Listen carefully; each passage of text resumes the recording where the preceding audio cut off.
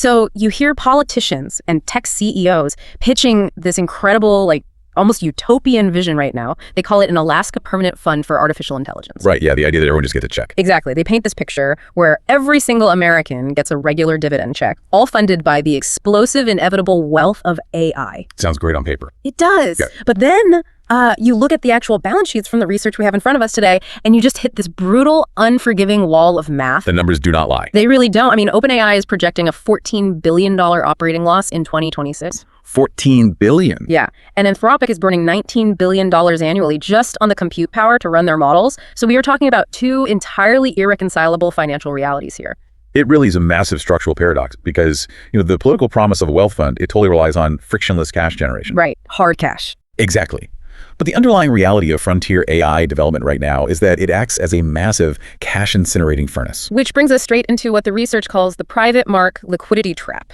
And okay, I need you to explain this to me like I'm 5, because the math is literally making my head spin. I can try, yeah. How on earth can a sovereign wealth fund pay an annual liquid cash dividend to 345 million Americans using the pre-IPO paper wealth of massively unprofitable startups? Well, the short answer is they can't. I mean, whether we are talking about Senator Bernie Sanders projecting a $1,022 annual payout, or Sam Altman's math, which trickles down to this negligible, like $6 to $11 per person, they both rely on distributing liquid US dollars. Yeah, real money. Right. You can't pay for your groceries at the supermarket with a fractional share of a private OpenAI funding round. No, exactly. You absolutely can't. And that is the core asset liability mismatch here. Okay, unpack that mismatch for me. So in simple terms, a liquidity trap in this context means these companies are incredibly rich on paper, but they're flat broke when it comes to actual cash flow. Got it. Think about a traditional sovereign wealth fund, right? Like the actual Alaska Permanent Fund. They take cash royalties from physical oil that is extracted from the ground. A real tangible asset. Exactly. And they invest those cash dollars into highly liquid, diversified global stocks and bonds. So they have hard cash coming in and they pay hard cash going out. Makes sense. But an AI wealth fund built on corporate equity, that's just asset rich in a filing cabinet somewhere and cash poor in reality. So wait, if this fund actually needs to distribute liquid US dollars to citizens every single year, it has to magically materialize that cash from somewhere. Right, from the companies themselves. But won't the government just be forced to compel these tech giants into massive share buybacks? That is the big fear, yes. And if they do that, wouldn't it completely drain the research capital these companies need to survive? I mean, or worse, won't they risk collapsing their valuations entirely by flooding secondary markets with private shares just to scrape together the cash? That is the exact systemic risk keeping economists awake at night right now. It's terrifying. It really is, because if you dump billions of dollars of illiquid private tech stock onto a very shallow secondary market just to fund a citizen dividend, the share price will instantly depress. The bottom falls out. Exactly. The paper valuation just collapses on itself. Or, like you pointed out, if the state forces cash dividends or buybacks from companies that are currently burning tens of billions on research and development, you are essentially starving domestic firms of the capital they require to maintain computational parity on a global scale. Welcome to Deep Cuts and Deep Thinking. Glad to be here to unpack this one with you. So, if the underlying math is this broken and the risk is this high, why are top politicians and tech executives still pitching these funds so aggressively? Well, the research suggests it's not actually about the math. What is it about then? It's about control. And we see that very clearly in the two rival proposals driving this entire debate right now. Okay, let's get into those. Now, just so we are completely clear with you, the listener, right from the jump, we are not taking sides between the Trump administration's negotiations or Senator Sanders' proposed bill. Right, definitely not taking sides. Our mission in this deep dive is to impartially report on these two frameworks exactly as they are presented in the source material. We just want to explore how they mechanically work without endorsing either political viewpoint. That's a really crucial baseline to establish, because these two visions represent fundamentally different theories of property, governance, and honestly, how society should interact with new technology in general. So where do we start? Let's start with the voluntary framework. Around July 2nd, 2026, reports emerged that Sam Altman was pitching a concept directly to the Trump administration. He proposed a 5% equity donation from Frontier AI Labs to a public wealth fund. So the idea is essentially giving citizens a financial stake in the upside of the intelligence age. Right. And he pitched this to the administration as a voluntary, like, positive sum arrangement. Everybody wins, supposedly. That's the pitch, yeah. But contrast that with Senator Bernie Sanders' June 18th, 2026 proposal, the American AI Sovereign Wealth Fund Act. Which is a very different beast. Completely different. This is definitely not a voluntary donation. The bill mandates a one-time 50% stock excise tax on any AI firm making over $200 million in annual AI revenue. 50%. 50%. And it places that entire voting bloc under the direct control of a 7-member independent commission for democratic AI. What really stands out here here is how the mechanics of these two proposals reflect completely different philosophies. The voluntary 5% transfer that Altman proposed, it requires no capital proceeds. It's just a gift of newly issued shares. It's just normal corporate maneuver. Exactly. The Sanders 50% mandate, however, requires companies to issue new primary shares so that the Treasury holds exactly half of the outstanding equity. Wow. Yeah, that completely overrides standard corporate law, forcing companies to prioritize worker welfare and environmental sustainability over maximizing shareholder value. Let me make sure I'm wrapping my head around this. Altman's proposal feels like a classic regulatory put. Oh, that's a good way to phrase it. Right. To put that in plain English, it's like paying off the bouncer at a club so you don't get kicked out for being too loud. It's a strategic concession. Buying goodwill. Exactly. Handing over 5% to buy off the regulator, ease the political blowback around things like data center energy consumption, and just keep the government off their backs. That's a very accurate way to visualize it. The regulatory put transforms the government from an adversarial watchdog into a financial partner. Because their interests are aligned now. Exactly. If the government suddenly owns 5% of my company, they naturally want my valuation to go up. But Sanders' proposal treats AI entirely differently. It treats it almost like a public mineral right or a public utility. Right, like public infrastructure. Yeah. It operates on the assumption that the public already intrinsically owns the underlying resource, the data, the collective knowledge. So it's not a tax. Exactly. So taking 50% isn't a tax. It's just claiming what is already owed to the people. Exactly. The mineral right framework asserts that the state must have direct democratic oversight over the technology's trajectory simply because the technology was built using the public's resources. Now, if you are listening to this and thinking, wait, how does Sanders get from a 50% tax to the $7 trillion fund his office is projecting? You're asking the right question. It's a very big leap. A huge leap. Because to make that math work, the proposal requires some massive forced corporate restructurings. Under his bill, this doesn't just target pure-play AI labs like OpenAI or Anthropic. It targets any company hitting that $200 million AI revenue threshold. Which instantly ensnares the diversified tech giants. Right. Alphabet, Meta, Amazon, Microsoft, they all generate massive AI revenue, but it's deeply integrated into their cloud services and ad tech platforms. And here is where the mechanics get absolutely wild to prevent these massive conglomerates from just diluting the public's 50% stake by mixing it with their non-AI operations. Like Amazon's retail delivery business, for example. Exactly, like the delivery trucks. The Sanders bill includes a strict mandate.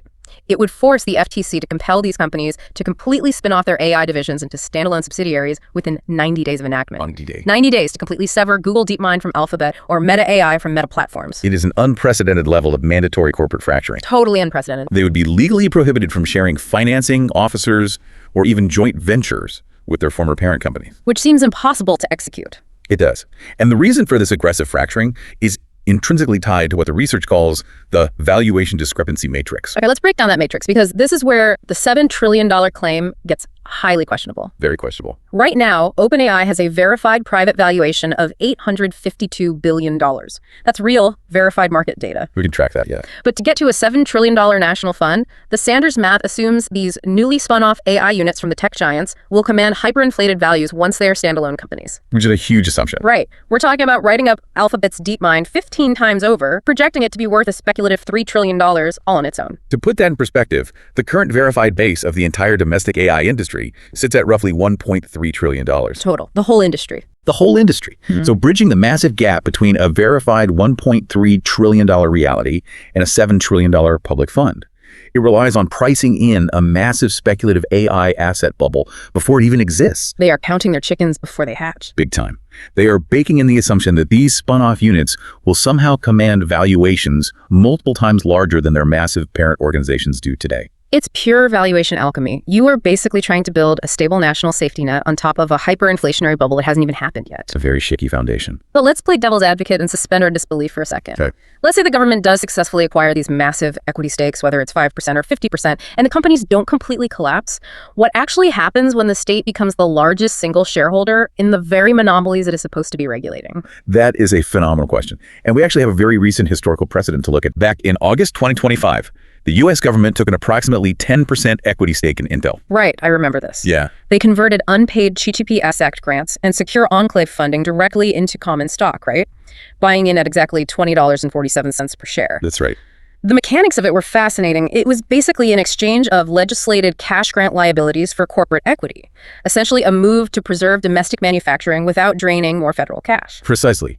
Now, it's important to note that the Intel stake was structured as passive, non-voting shares. Okay, good caveat. But even so, it highlights the core underlying danger here, which is regulatory capture. Explain that for anyone who might not know the term. Sure. Regulatory capture is basically when an industry successfully manipulates the government agencies that are supposed to be policing it. The fox guarding the henhouse. Exactly. Yep. If the state relies on AI stock to fund citizen dividends, its regulatory incentives become deeply compromised. Because they need the stock to perform well. Exactly. It suddenly has a multi-billion-dollar fiscal incentive to relax safety mandates, block antitrust actions, and protect these specific monopolies from newer, better competition. In other words, when the government is simultaneously the chief regulator and the primary equity shareholder, the normal checks and balances designed to constrain political interference just stop functioning. They evaporate. They want the stock price to go up just as much as the CEO does, which really makes me wonder, does tying citizen dividends to tech stock create a massive too big to fail scenario? Oh, absolutely. Are we setting up a future where the government is legally and financially trapped into bailing out unprofitable AI labs just to preserve their own balance sheet? The research points to a resounding yes. It creates a massive moral hazard. How so? Think about it. If you bind federal solvency and the welfare of everyday citizens to a highly concentrated portfolio of volatile tech stocks, the state inherently becomes the ultimate guarantor of those valuations. They can't let them fail. It's exactly. If the AI sector suffers a massive market correction, which, looking at the history of tech, is virtually inevitable, the sovereign wealth fund's value collapses along with it. And there goes the dividend. Right. Suddenly, the funding for healthcare, education, and housing is threatened.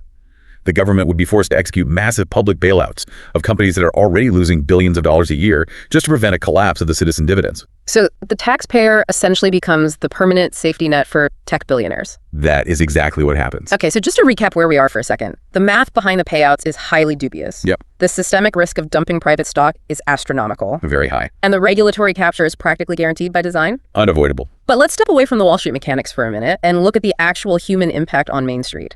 Because even if these wealth funds are somehow shielded from capture and perform perfectly, the actual dividend amounts completely fail to solve the acute harm we are all bracing for. Which is mass labor displacement. Right.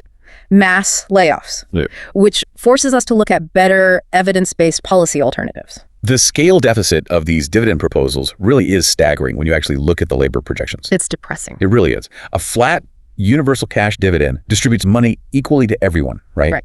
That means high earners whose productivity actually increased because they use AI in their jobs get the exact same check as the specific workers whose entire livelihoods were destroyed by automation. That makes no sense. It severely undercompensates the actual victims. Let me just remind you of the math we established at the beginning of the deep dive. We are talking about an annual dividend ranging from a meager $6 under the voluntary plan up to a theoretical maximum of $1,022 under the mandatory 50% plan. Which is nothing. It's nothing. The median U.S. wage right now is roughly $59,000 a year. That maximum dividend replaces less than 2% of a median worker's salary. It's barely a drop in the bucket. Exactly. And we are looking at estimates of 12 million to 50 million workers facing occupational displacement by 2030. Let's be real, a 55-year-old administrative worker who loses their 20-year career to an AI agent cannot survive on a single $1,000 check once a year. Exactly. So we have to ask, what actually works? How do we mechanically protect people? Right. The research highlights 3 highly effective targeted alternatives to these wealth funds. And the first one is wage or earnings loss insurance. Okay, how does that actually work in practice? It's modeled on the existing Trade Adjustment Assistance Program. Oh, the one we've used for manufacturing jobs lost to globalization. Exactly.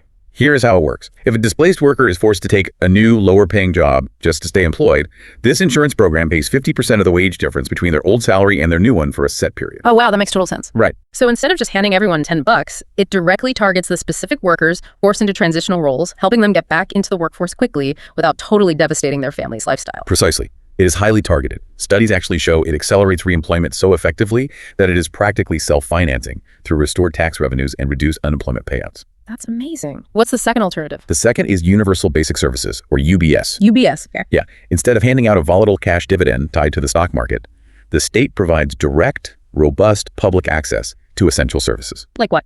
We're talking about guaranteed health care, housing vouchers specifically directed to hard-hit geographic regions, and intensive retraining pipelines. This gets to the absolute heart of the American labor problem, doesn't it? Because in the US, losing your job doesn't just mean losing your paycheck. No, it means losing your health care. Exactly. It often means losing your family's health insurance. UBS removes that vulnerability entirely. It structurally decouples a person's basic survival needs from their immediate employment status. That's the key. You might lose your job to an algorithm, but you won't lose your doctor. That's the exact mechanism. It provides a structural floor rather than just, a speculative lottery ticket. Right. Which brings us to the third option. And this one feels like a total paradigm shift for American corporate culture. labor-side reforms. I found this part of the research fascinating. We are talking about upstream co-determination, right? Yes. Co-determination is essentially requiring worker representation on corporate boards. Like they do in Europe. Exactly. It's very common in places like Germany.